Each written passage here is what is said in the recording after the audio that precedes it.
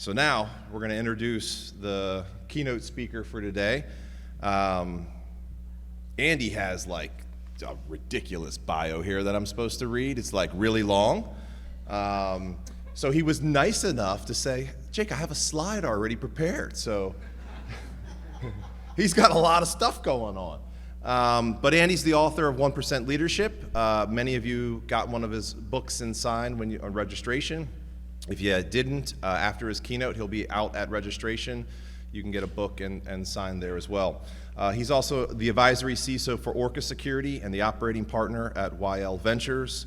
And he's advisor to a bunch of other security startups. Andy's been in the industry for a very long time. I've known him for quite some time, and he spent 20 years at Akamai? 20 years at Akamai. But a lot of really great awards and recognition, other than being a Patriots fan, which deeply bothers me. Andy's a really good guy. I'm extremely happy for him to be here today. So if you don't mind, help me welcome Andy to the stage.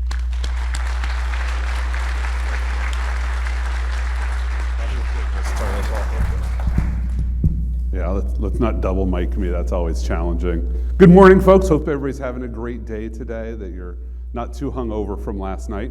The only important thing on this slide is my Twitter handle. So if at any point you're like, oh, I want to take a picture of the slides, first of all, I have them all at that QR code, all the good, interesting ones. So you have high quality versions, but take a picture anyway and tweet about it, and make sure you tag RVAsec. If you want to tag me, that's also great.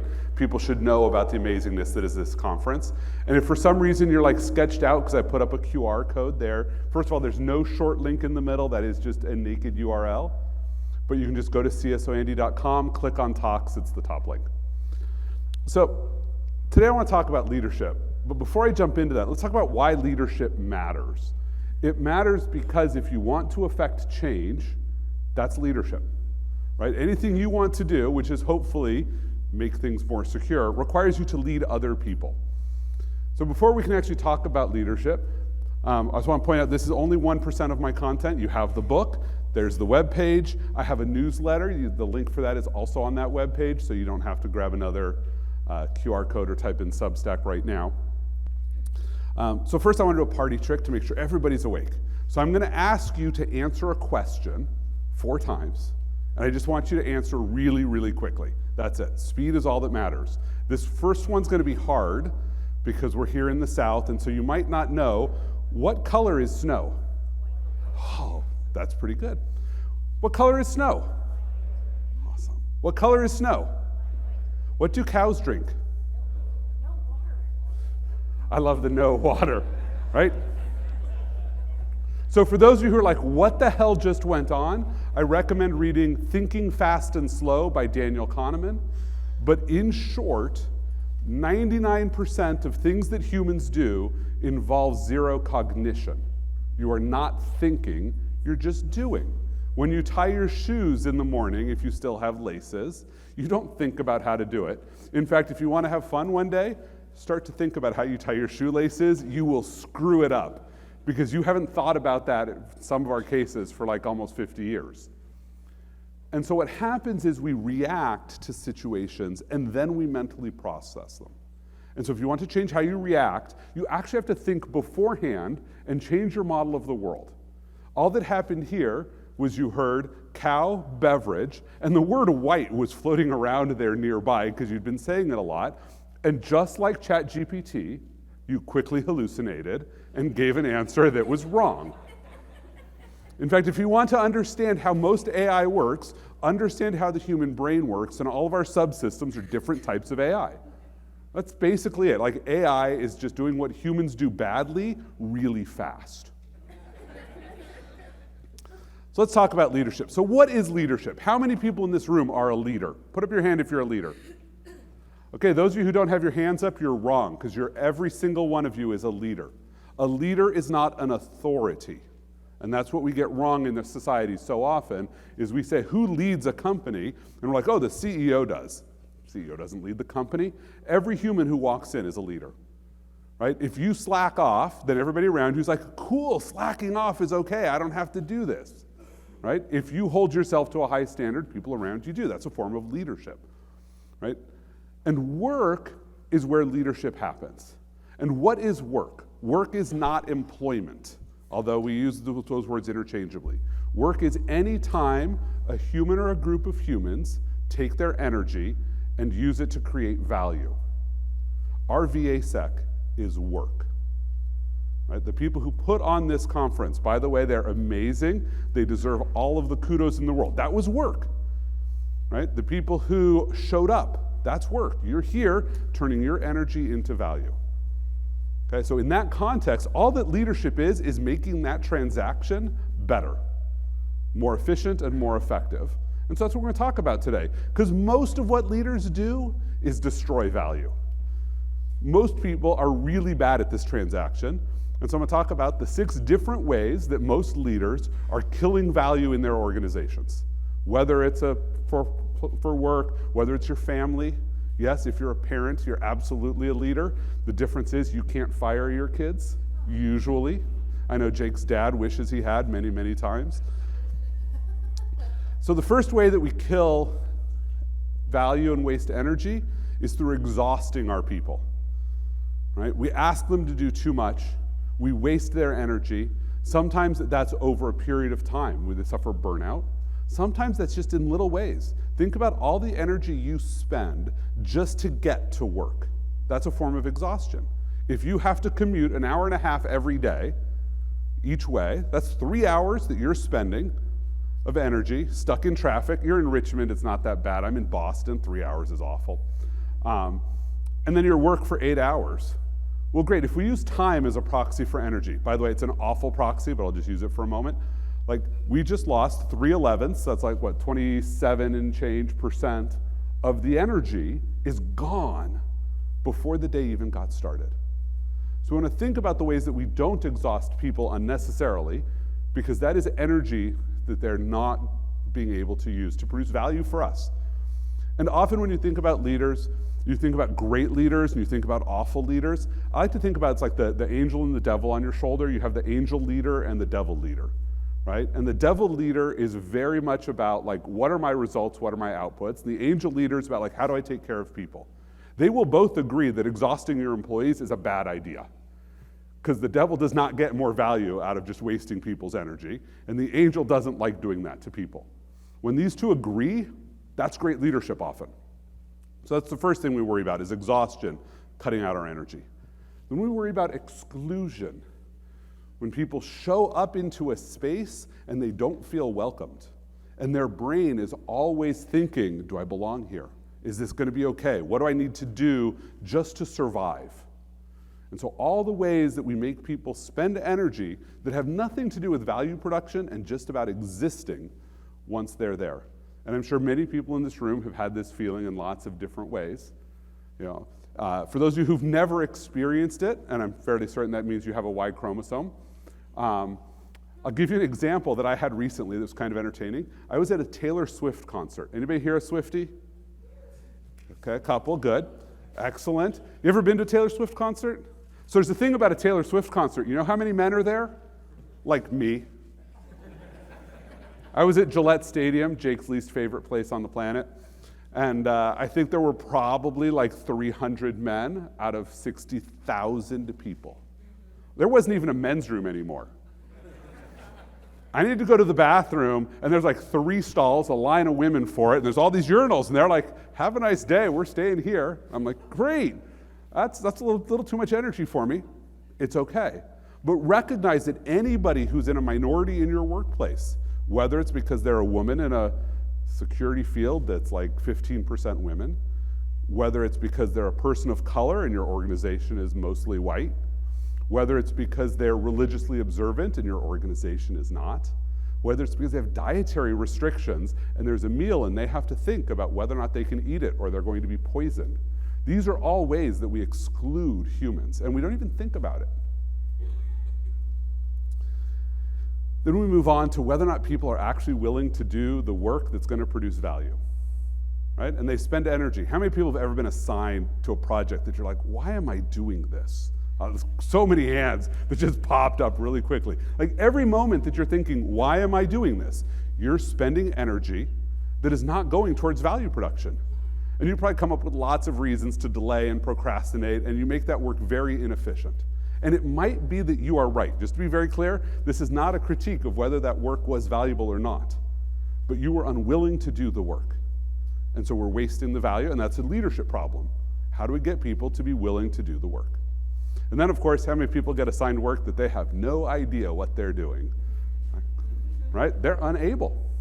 Right? We assign work to people, and we're like, oh, we just had somebody, we laid off our principal architects because the economy's tight. I know you're a senior analyst, but I need you to get this done. And you're sitting here like, great promotion opportunity, but I have no idea what this job actually is.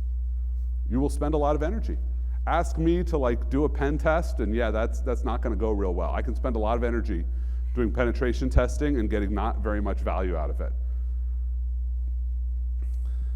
Then, of course, ineffectiveness. Sometimes the work that we do doesn't ever finish, or it finishes and it doesn't actually provide value. We get 95% of the way done, and the company says, we have new priorities. Let's stop working on that. I hear too many sad chuckles in the room, right? That work was ineffective. You spent energy doing something that didn't go anywhere. Hopefully you learn from that experience, but we have just destroyed value, wasted energy. Then, of course, sometimes you actually succeed. You roll something out, and you discover that somebody else in the business is headed in a completely different direction, and you are not aligned, and that energy gets wasted.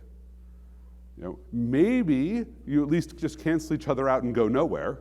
Maybe you go in the wrong direction, and it's negative value. Right? But so these are sort of the 6 discipline areas in which leaders destroy value on a very regular basis. It's kind of ugly. So we can group these into personal stress, the ways that we affect humans, into skills application, the way that humans might possibly try to do work, and into organizational alignment, how we're structuring the work that we want to do within our organization. And so now we can talk about how do we fix this? Because obviously we don't want to sit here and complain. That's not really producing much value, but it gives us some context for what we might want to do next. And so let's group in some disciplines here, because that's more what we want to talk about. So if we want to solve misalignment, pretty easy thing here, let's just use the antonym of that word, and let's get some alignment.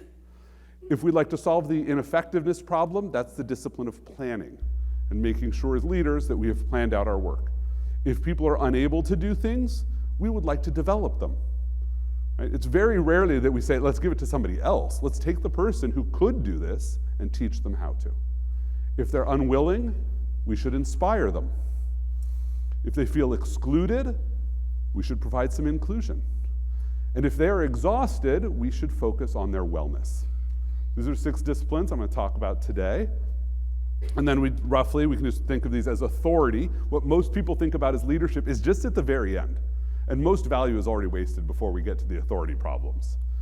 It's management. How do you interact directly with humans around you? And it is support.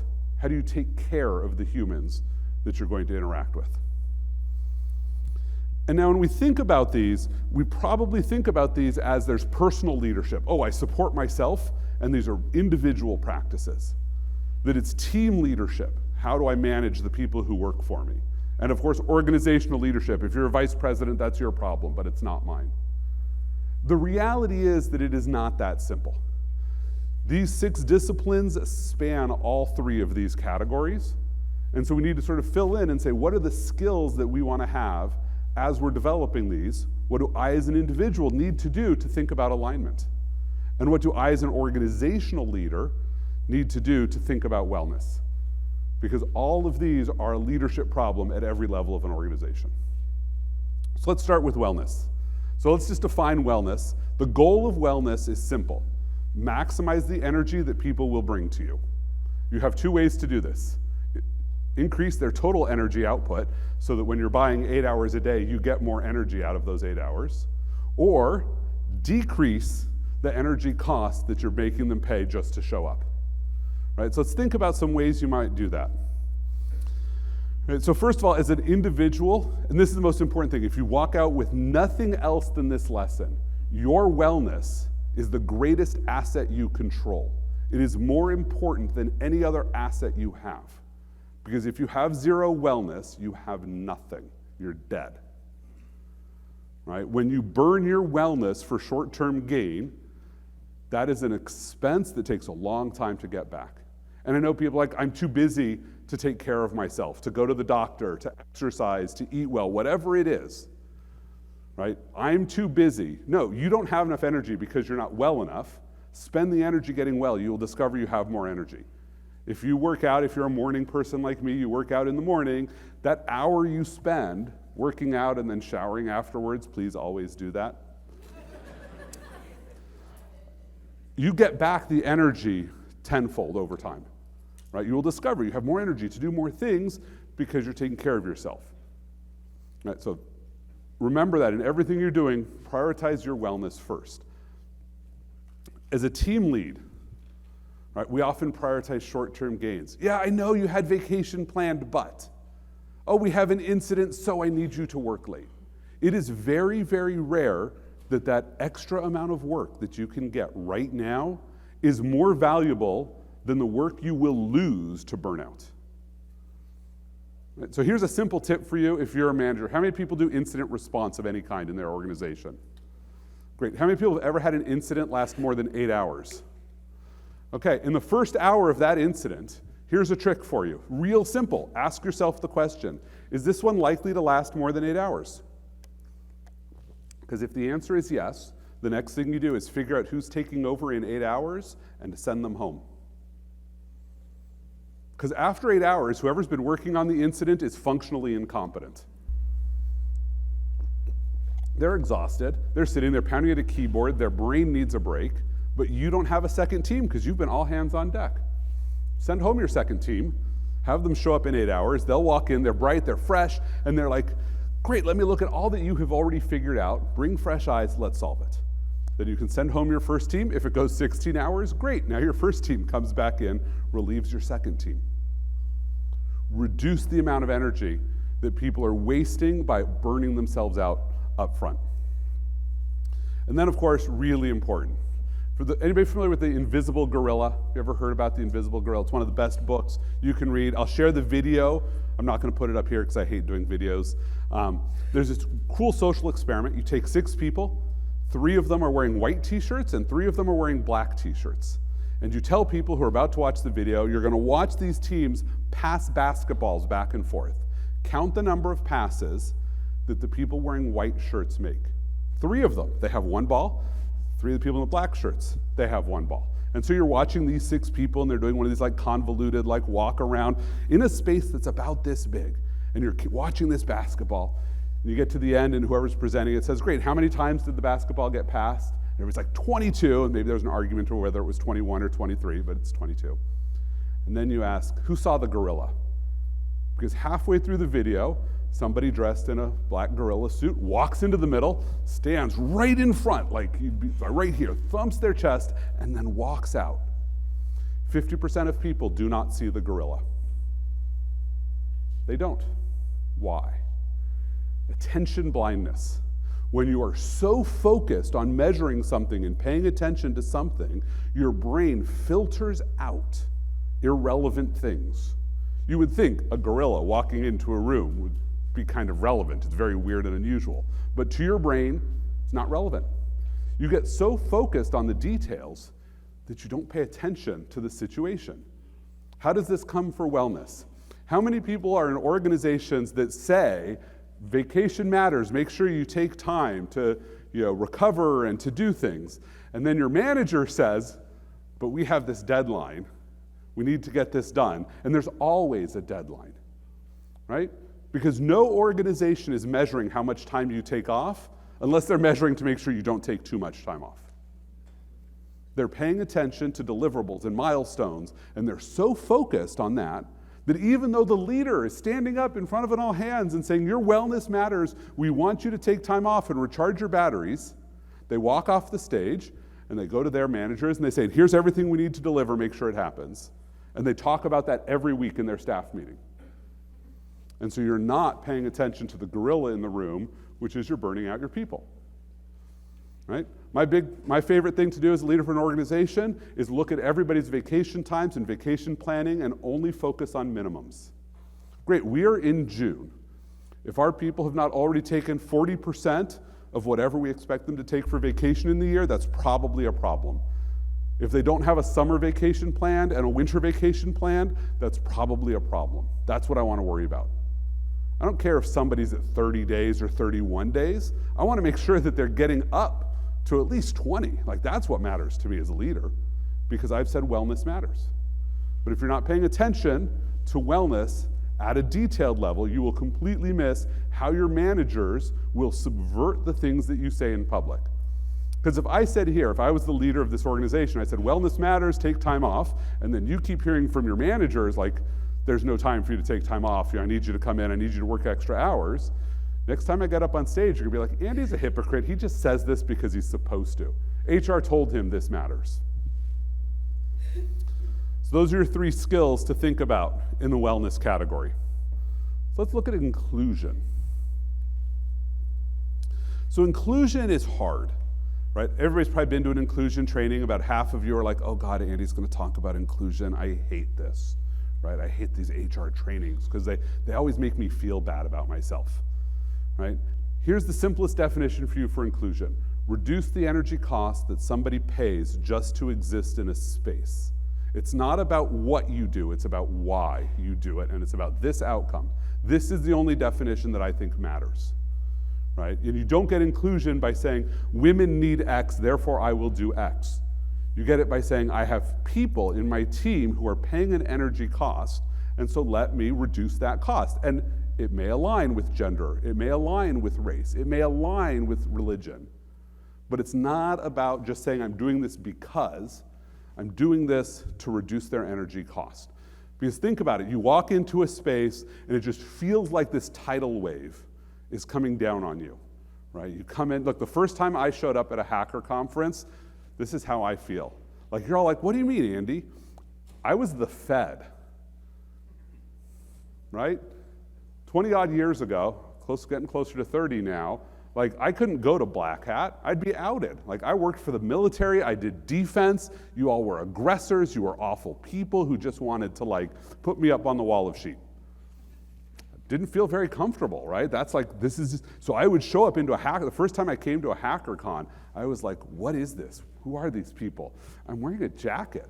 None of them are. That's very strange.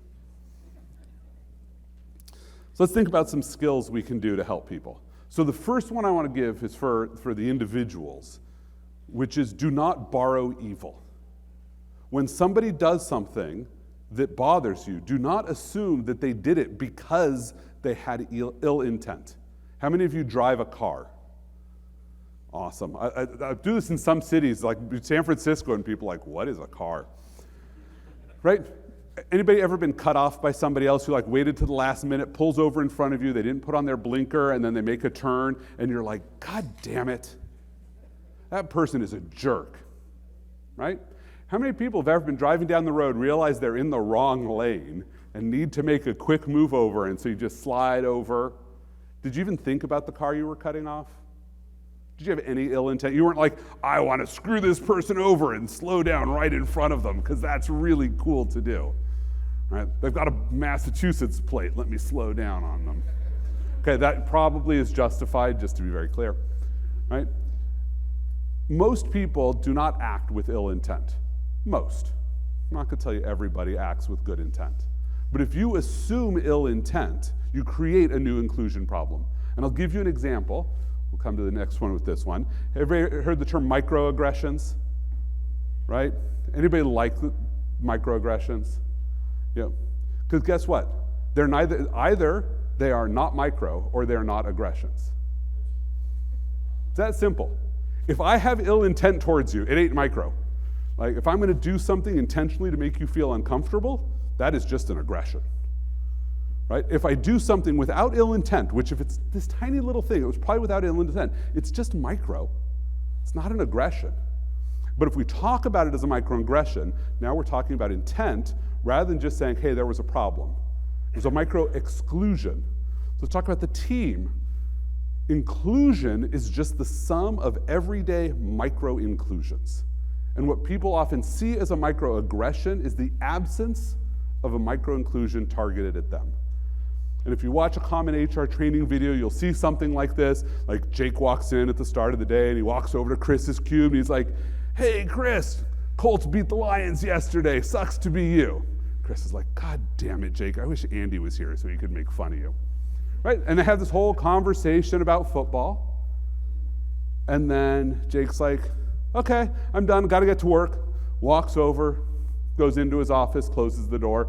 Meanwhile, Hope's sitting there. And Hope's like, "What am I, chopped liver?" And so what HR will tell you to do, don't have this conversation about football. It's literally the best advice HR can give you.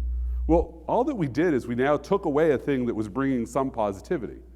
The right advice, if you are a team leader, is to say, what is the conversation you are having with everybody you interact with? How are you engaging with them as a human, right? Maybe what matters to somebody else is, something about history, right? So how I could engage. Jake worries about me coming up here and talking about the Patriots. I don't need to talk about the Patriots.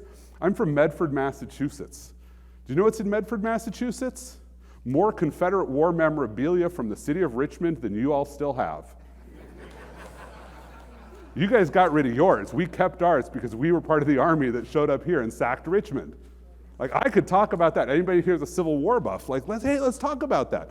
Okay, maybe that's going to not make them feel very included, right? But find the things. Everybody in your team, what are you doing to make them feel included? To say, hey, here's the conversation we can have. Simplest trick, and I hate giving people simple tricks because they often don't work, is if you have a team, you should have a document. I do this in Notepad, or you can do it in Emacs or whatever, that just lists every person in your team, one per line. And every time you're going to do a thing, in this case inclusion, like talk to somebody about something, when you get back to your desk, take their name and move it to the bottom of the file. The top of the file are the people you're not talking to. It's a prompt list to say, hey, let's go talk to somebody. Let's figure out what matters to this person. Awesome Hawaiian shirt today. Right? You want to talk about clothing? Do it. Here's the rule for you, especially men. Only talk about things that people obviously had a choice in. Wearing a Hawaiian shirt, that's an obvious choice. Right? Whether somebody's wearing a dress or pants, not really an obvious choice. A lot of gender roles baked in there. Most women are not going to appreciate you commenting on that. So don't. But like someone shows up with a hand-knitted scarf, that's a choice. Let's have a conversation. Did they knit it? Somebody in their family? Learn about knitting. Maybe you would enjoy it. It's a really excellent meditation tool. I love to do it. But find the way to add more micro-inclusions so that people feel welcomed. I'm being laughed at. I can't wait to know what that joke was later. And then at the organization, let's think about culture, because everybody wants to have culture. Culture is a garden that has two things in it. What you celebrated, all the plants you put in there, and what you tolerate, all the weeds that are growing. And that's your culture. Right? And here's the funny thing. The things that you celebrate today might end up being the things that you tolerate later. When I had a team of 6 people, we had pranks that we played on each other. You left yourself unscreen saved, we would walk over and send email from you to someone. Lots of people probably do that. It's a fun trick to do on each other. At some point you standardize, and it's like you just offer to buy coffee for the whole team. You send mail out to the whole team. It's like coffee's on me, right? Because we went overboard once and we broke up with somebody's girlfriend via email, and she had just been looking for the excuse to dump him, and that didn't go over so well for us. So,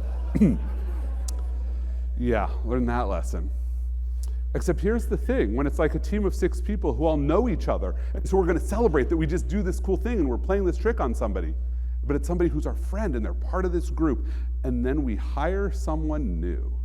And Chris shows up, and it's his first day on the job. He goes to the bathroom, isn't screen saved, and I walk over and I'm like, hey, I'm buying coffee for the whole team. And Chris walks back, and that is the first interaction he has just had with his boss, with his coworkers. He does not feel included at that moment, right? He's on his guard. He doesn't trust a single damn one of us, and he never will. So recognize the plants you plant today might come back to bite you in the future. So we created little business cards that said the InfoSec fairy has visited you and locked your screen for you. Found your screen unlocked, we would just lock it and leave a little card for you. way kinder. Said, hey, here's a thing you're supposed to do, and we're here to help. We're not here to call you out. Took a little while to get that done. Okay, so that's inclusion. Now let's move into the management category. So inspiration. And inspiration is one of these hard things. We talk about it, aligning what people want to do, which is provide some value, with what we want you to do, which is a specific piece of work. And we often draw parallels to industries that are not ours. In this case, usually people use military metaphors, right? And we say, oh, it's like we're gonna get everybody to go charge up that hill, right? First of all, the people who were charging up that hill were amazingly dedicated and passionate about very specific things that are probably not making a profit for your business. They were defending something, right? And so we do some disrespect to them by trying to borrow from that. And to the people who are in the room, many of whom have never been in that situation, they're gonna hear it and they're gonna be like, God dang it, yet another military metaphor. What's next, a Sun Tzu quote? Right? You have to think about who you're talking to for how you're gonna align it. But that's all that this is how do we align what people want to do? Everybody wants to provide value. They might not actually want to work, but they want to create value and they want to be appreciated. Great, so let's align with that and inspire them to do the things we want them to do. So at the individual level, this is for everybody here. This is my favorite definition for serenity. I mean, it's mine, so of course it's my favorite, right? You are wading through crap right now. First of all, the economy sucks, you didn't choose that, right? But you are working for someone and maybe you don't love your job, but you have chosen not to leave it. Therefore, it is crap you have chosen to deal with.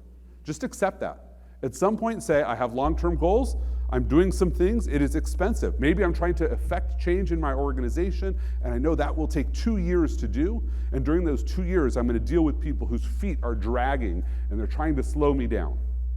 If I waste my energy kvetching about the things that I have chosen to accept, I have a problem. So if you want to inspire yourself, this is the simplest one. Just acknowledge, you're like, yep, I am currently wading through some garbage pits. I totally plan to do that, and I plan to be out of these in 2 years. Accept it. Just know that that's crap you're dealing with. Works at every level of an organization. As a manager, celebrate victories. When is the last time a different organization or somebody in your team did something and you publicly celebrated them? My favorite one is cake. Right. I was responsible for the severe vulnerability program at Akamai, which we talked about a little bit, but mostly we didn't want to tell people what was on the list because it was all of the architectural stupidities we had that were going to take like 2 to 5 years to fix each one of them. This is not like, oh, there's a bug in OpenSSL. Like those we fix instantly. Like that's not a hard problem. Everybody gets behind that. But it's like, oh, hey, for a long time, we did not verify the SSL certificates of our customer origins. We just went forward like, oh, it's SSL, totally cool. Man-in-the-middle attacks kind of suck. Building an infrastructure to that validation is surprisingly hard. If anybody's ever interested in why validation on the web is hard, I can spend hours bending your ear. And it took us years to fix this in a way that would be user-friendly for our customers. When it got done, when we're reporting this every quarter to the CEO and the board, when we closed that and we're going to go report to the CEO, we invited the entire team that had worked on the project and we brought cake. And you got cake with the CEO and we're like, great news, one of the 9 vulnerabilities, in fact at that time it was the single worst one, is now closed. And these are the people who did it. Right? Because I could have just taken the credit for myself. I could have been like, I got this done. Totally, I got that done. It would not have happened without me. I know that. But in that moment, these are the people who got it done.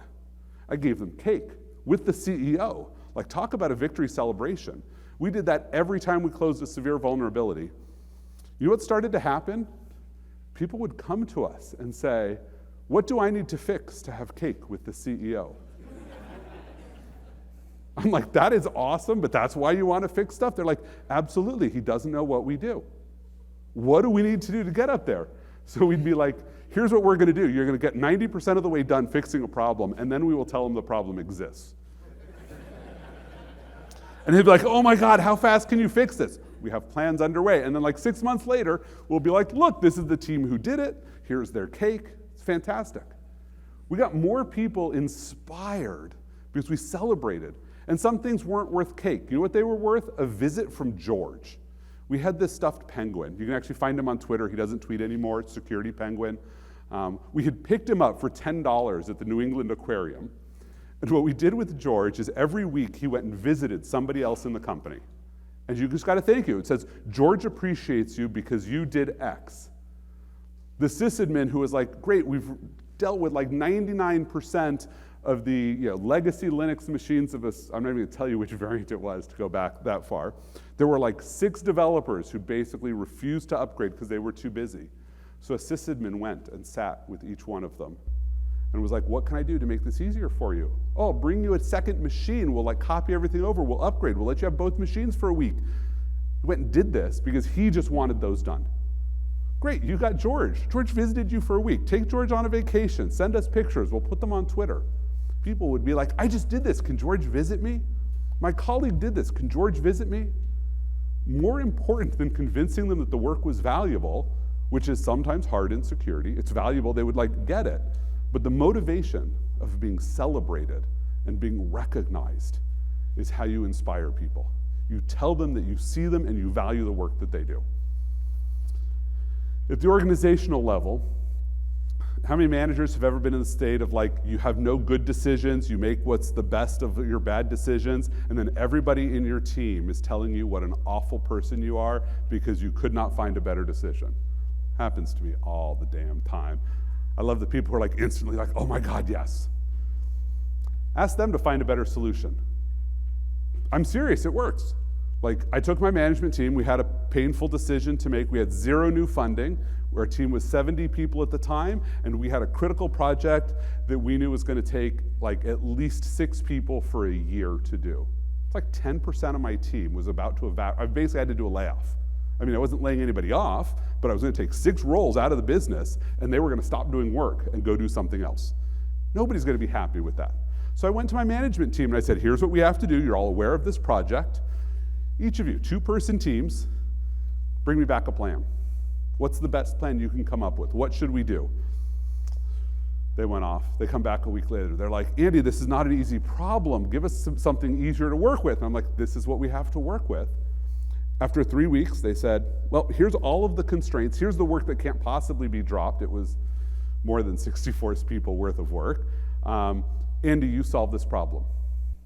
Great. They didn't do what I was hoping for. I was hoping they could see something I didn't see, but they at least gave me something to work with, and when we made the change, everybody was on board, right? Nobody was second guessing because they had been part of that navigation step.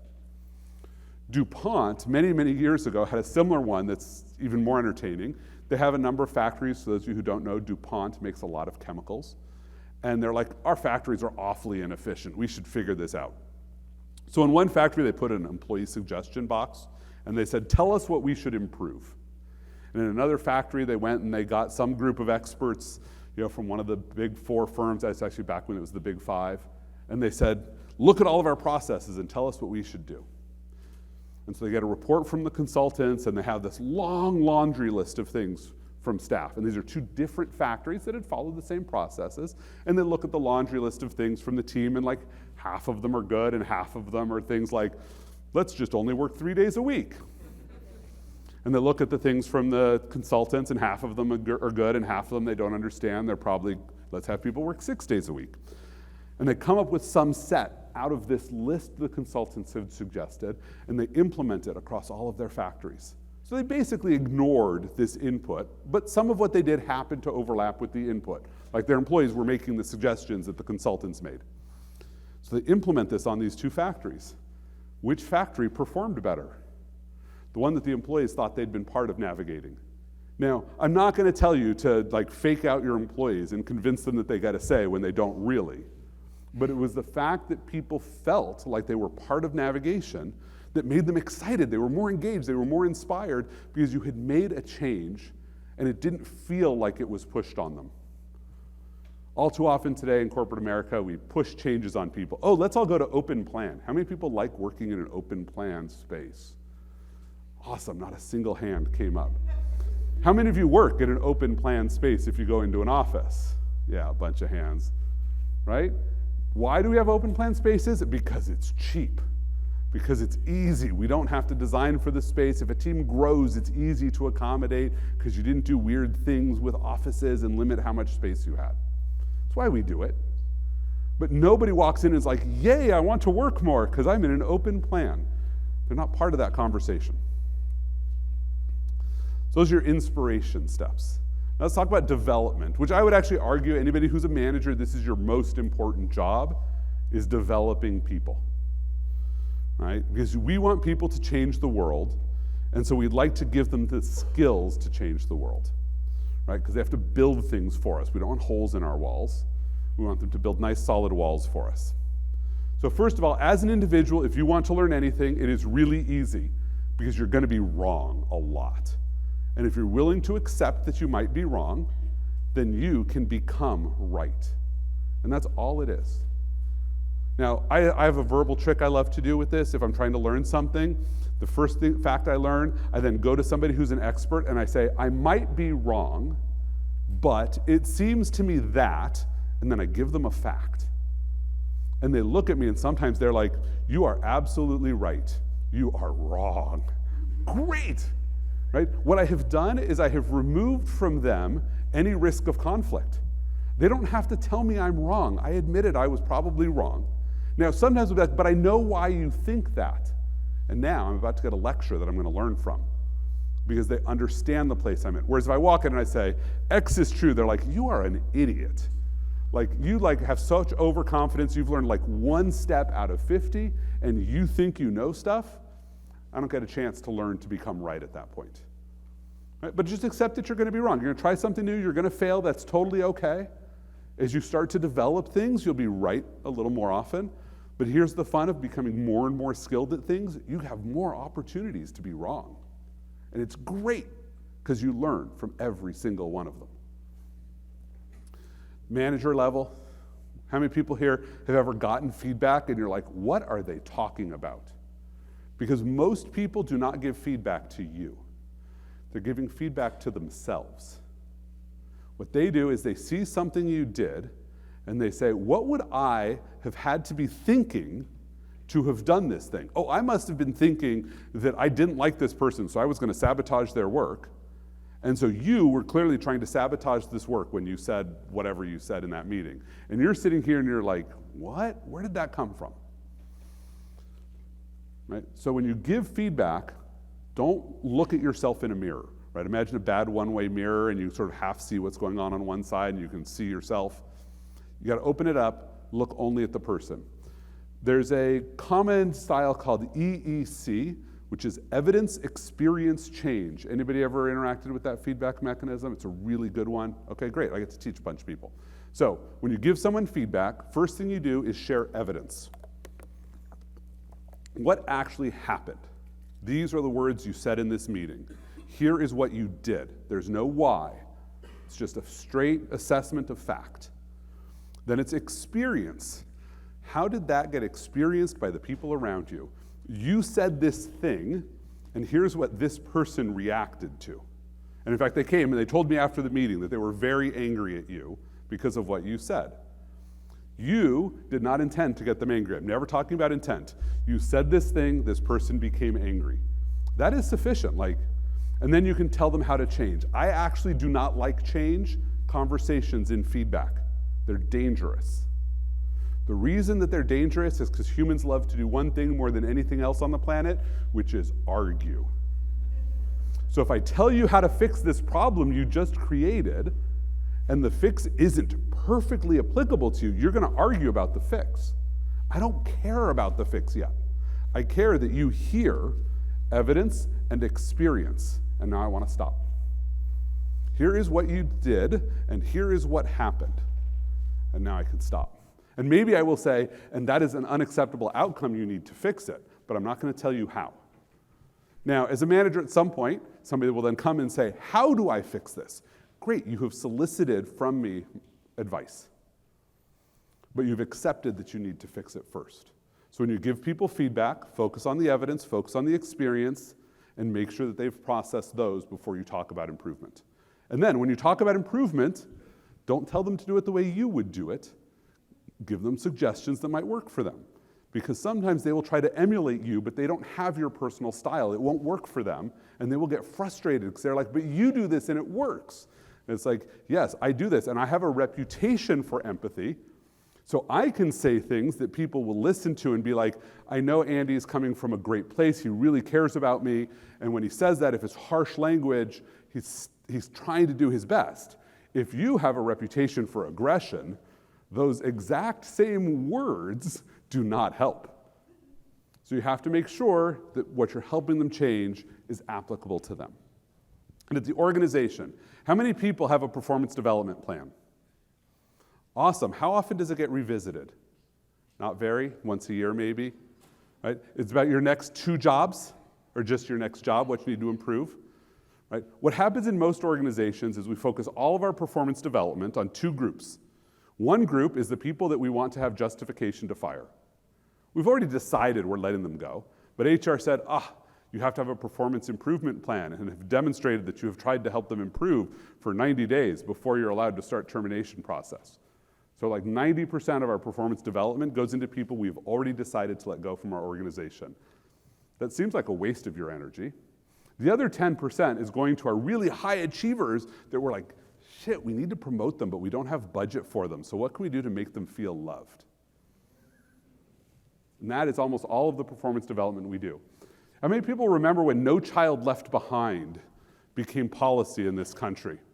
So No Child Left Behind was a fantastic idea, except what we said is the measurement we're going to do is say, what percentage of kids get above a certain threshold?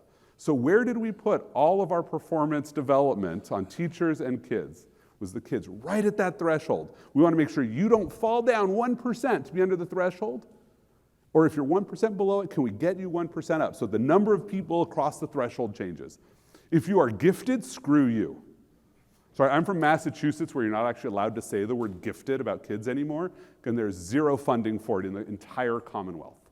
Or if you're well below the level, there's no funding for you. I mean, we can't completely cut it because then we look like we're heartless, but we're really not trying to help you improve substantially.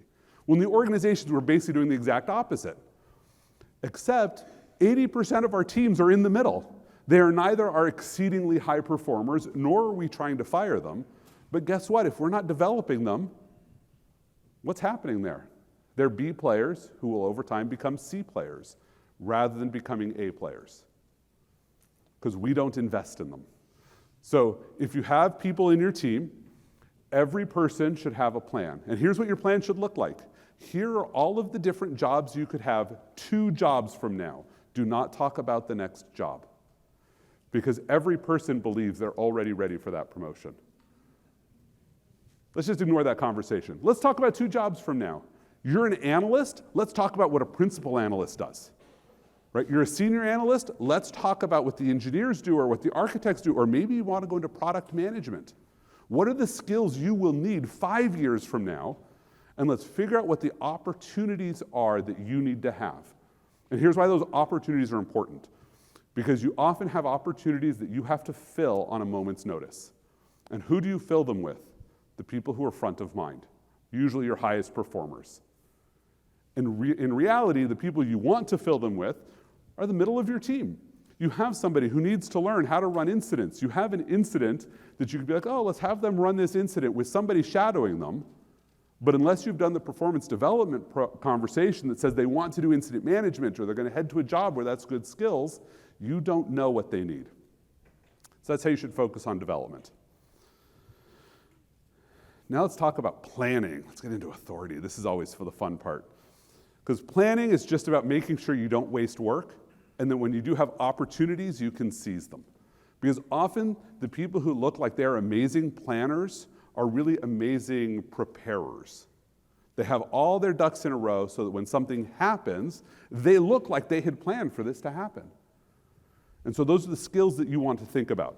So as an individual, at some point you're going to find yourself in a dangerous situation. You're outside of an airplane. It does not matter if you planned to jump out of the airplane or someone pushed you out, you should already be wearing your parachute. If you're not wearing a parachute, that's bad planning. Does not matter if it's somebody else's fault. In an organization, you have a lot of opportunities to look at what might go wrong. In fact, if you're in the security profession, congratulations, this is already your job. What might go wrong? Great, for every one of those scenarios, what would be useful things to be prepared to do so you can pull them out and just run with them? For Akamai, do you know what our COVID preparedness plan was based on? The zombie uprising. Literally, we had an instant response plan for a slow-moving zombie uprising. It was kind of a joke, kind of not. We said, we had to build different scenarios, and one of our scenarios was, what if our people are trapped in their homes, but they're functionally safe, and our building is okay, but they can't get to it? And we had to come up with some scenario that would apply, and so we said, it's a slow-moving zombie apocalypse. Well, it turns out it was pretty accurate. Everything that said we should do is what we needed to do for COVID. Right? You know what the first rule of pandemic incident response is? If you find out about an incipient pandemic, you tell your people to go home. Don't think about anything else, right? I was prepared with that. We're like, might be cases in Boston. So I said to my team, go home, stop at the supermarket on your way. Because we'd already written that down. I'd never been through an actual pandemic, but that was written down because we had thought through, you're gonna be trapped in your homes for a little while. Have that ready. The team planning level. There is no such thing as a perfect plan. And there are so many generals who have made quotes about this that I could pick which one, but they generally come down to something like the 70% plan violently executed will always beat the 100% plan tomorrow. And that's how you should look at this. That you can make all the plans you want, at some point you just have to execute, so you go with whatever is your current best plan. Next day, you can think about what could I have done better to prepare in advance for the future one. And at the organizational level, if you just jump from crisis to crisis to crisis, and you only fix the root cause, I hate that term, by the way, so I put it in air quotes.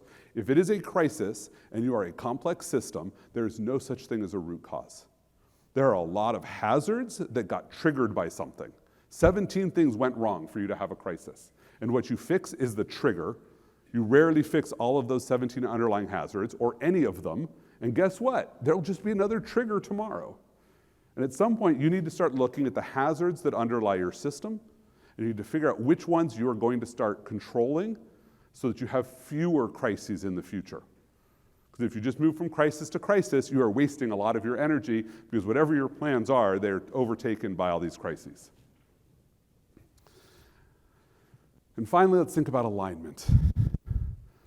So the whole goal of alignment is making sure that your teams are not working at cross purposes at an organizational level. Hopefully you have this solved within your team. Not everybody actually does. So here's gonna be the 3 skills we're gonna look at. So the first one is vision. How many organizations have a vision for your organization? A few do, right? A vision is a story about where you are going to end up and who you will be when you get there, right? We can talk about mission is what you do, but vision is how you do it and how you're going to behave. And you should have that vision. At an individual level, you should know. For a security team, is your vision to be the cops or to be the guide? That's part of your vision, needs to be in there. Why? Because if I'm running around being the guide, and you try to run around in the organization and tell people, you just can't do this because I said so, there's an alignment failure right there. And this happens in a lot of security teams. Right? But it happens at a higher level of an organization. Think about Wells Fargo. I hope there's nobody here who works for Wells Fargo and cares strongly. But when you think about everything Wells Fargo went through a number of years ago, they didn't have a vision about who they were in terms of taking care of their customers. And so the actions that they took that incentivized certain behaviors caused them to steal money from their customers. At the end of the day, that's what they did. It's a misalignment just tied to vision about who they were going to be. They got onto a wrong path. Management level. Outrun the bear, not your friends. Everybody knows the story, you don't have to run faster than the bear, you just have to run faster than the slowest guy. Well, guess what? I am never going camping with you if you believe that. Right? I'd be the guy who would tie your shoelaces together to make sure I was not the slowest guy, if that's really what our metric is. But here's the reality. How many times have you started this cross-functional project and you were the motivator behind it and everybody's working and it's great? Okay, sounds like a fantasy world already. And then something else happens and this project should no longer be worked on. It happens. That's the bear. Boom, we're gonna have to stop work on this. And you stop work on it. And everybody who was doing work on it all of a sudden finds out that you're not working on this thing anymore because you outran them.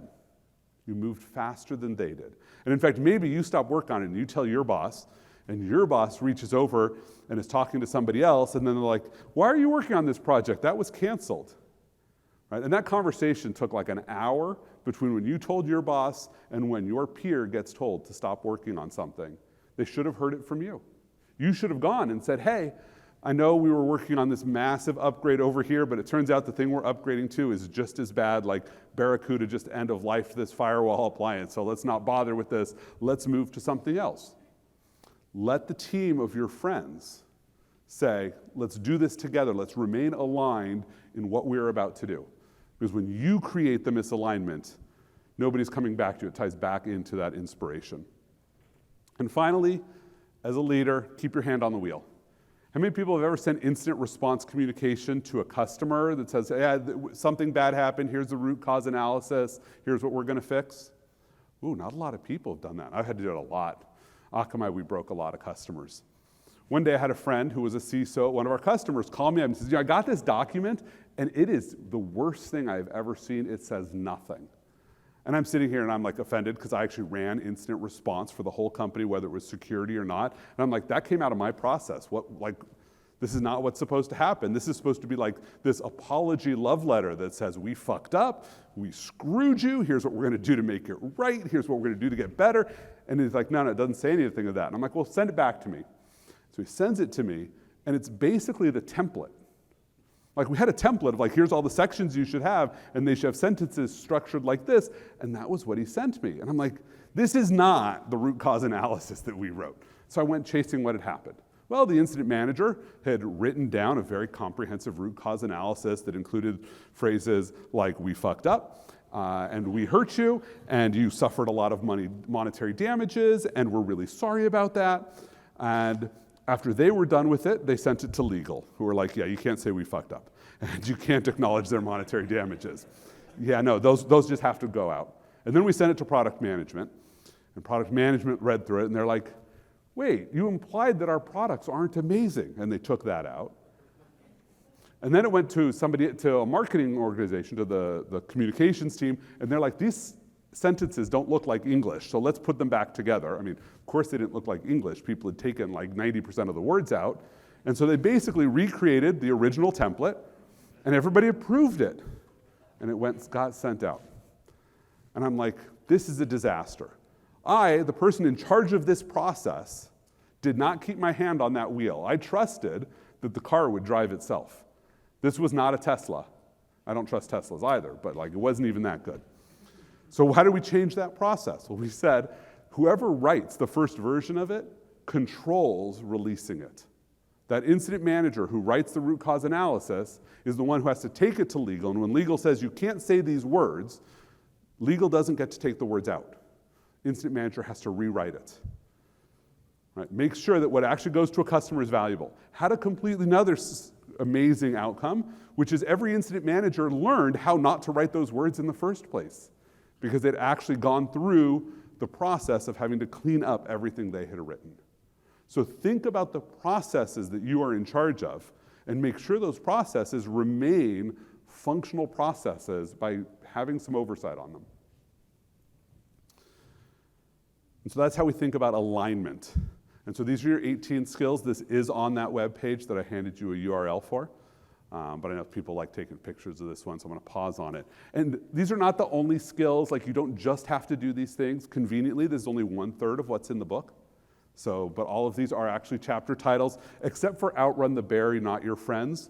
What's in the book is move faster than your adversaries and slower than your allies. And I wish that I had thought of this wording a lot sooner, so it could have made it into print. Oh, pointing at the wrong thing. Now, people often talk about different leadership styles. Are you a servant leader? Are you a visionary leader? Are you business aligned? These are just focus, right? Somebody who is a servant leader is usually focused on supporting their people. And here's the secret. This is, I said, here's the secret, and I say it's not really a secret too many times already, which is whatever you are good at is not what you need to improve, right? You need to improve on the things you're bad at. Because it does not matter how great you are at taking care of your people and they show up and they give you a lot of energy if that energy is undirected and it goes to the wrong places. Whatever you are worst at is the way you are sabotaging your leadership more than anything else. So if you find yourself on here and you're like, I want to be that person, you want to spread yourself out because you need to have balance. In the same way that you need skill balance to do your job. You need technical skills, you need people skills, you need process skills to get almost anything done. As a leader, you need to have support skills to give you more energy. You need management skills to increase output. And you need authority skills to increase the effectiveness of that output. And so whichever one you are worst at is what I would challenge you to get 1% better at tomorrow. Because every day, you can just do one thing.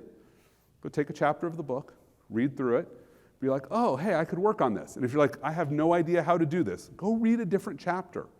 There's a lot of skills in there for a reason. Some of them will work really well for you. Some of them you're gonna be like, I am awesome at this. Great, maybe I gave you a way to help teach it to someone else because it's articulated differently than you would. Go work on a different thing. Get better at the things you're not good at. You don't have to be transformative. You don't have to become the most amazing servant leader ever. But just think about, like, how are you taking care of people? Right? How are you making sure that the timing on meetings works with childcare? Because that's both a wellness and an inclusion problem. Right? How are you making sure that people know what work is expected of them? Because that's an inspiration and a development area for you to work on, that you can talk about the work and what developments you need and that you know what it is. So work on whatever you're weakest at, improve by 1% tomorrow, because 1% really starts to add up if you can compound it every single day at one skill, because these all multiply together. So I want to say thank you for your time, give you a reminder, here's some other places to find more of the content. For those of you who have books that have not been signed, in about half an hour I will be at the registration desk signing more copies of the book, so you can bring yours by, and I think they still had a few left there. You can subscribe to my newsletter. It's awesome. It comes out once a week, and it is really short, pithy content designed to be simple to consume, and 75% of the content is not behind a paywall. So you get the good stuff right up front. If you want to sign up for the paywall, you get like a whole leadership Q&A thing.